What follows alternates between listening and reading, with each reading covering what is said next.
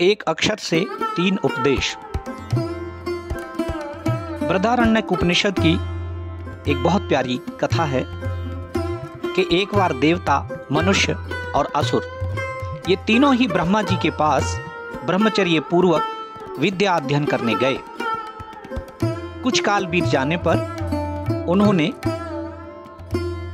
ब्रह्मा जी से उपदेश ग्रहण करने की इच्छा प्रकट की। सबसे प्रथम देवताओं ने कहा, प्रभु हमें उपदेश कीजिए। प्रजापति ने एक ही अक्षर कह दिया, दा। देवताओं ने कहा, हम समझ गए। हमारे स्वर्ग आदि लोकों में भोगों की ही अधिकता है, उन्हीं में लिप्त होकर हम अंत में स्वर्ग से गिर जाते हैं। अतएव आप हमें दा से दमन अर्थात इंद्रिय संयम का उपदेश कर रहे हैं। तब प्रजापति ब्रह्मा ने कहा, ठीक है, तुम समझ गए। फिर मनुष्यों ने प्रजापति से कहा, आप हमें उपदेश कीजिए। प्रजापति ने उनसे भी दा इस एक अक्षर को ही कहा और पूछा कि क्या तुम समझ गए? मनुष्यों ने कहा, जी समझ गए। आपने हमें दान करने का उपदेश दिया है, क्योंकि हम लोग जन्म भर संग्रह करने की ही लिप्सा में लगे रहते हैं। अतएव हमारा दान में ही कल्याण है। तब प्रजापति ने कहा, ठीक है, मेरे कथन का यही अभिप्राय था।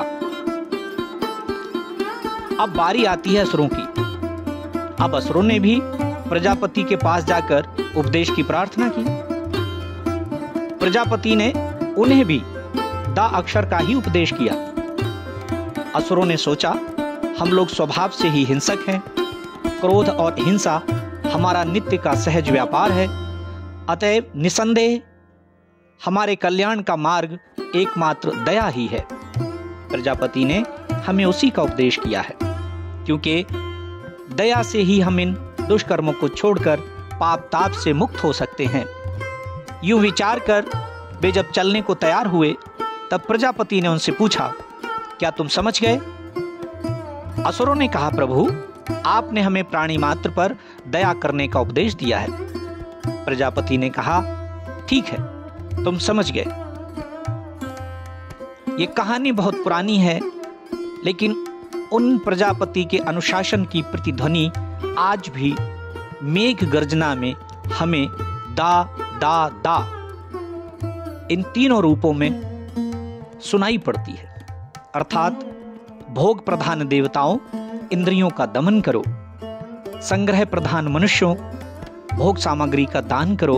और क्रोध प्रधान असुरों, जीव मात्र पर दया करो। इससे हमें दम, दान और दया इन तीनों को सीखना तथा अपनाना चाहिए और अपना जीवन उत्तम एवं सफल बनाना चाहिए।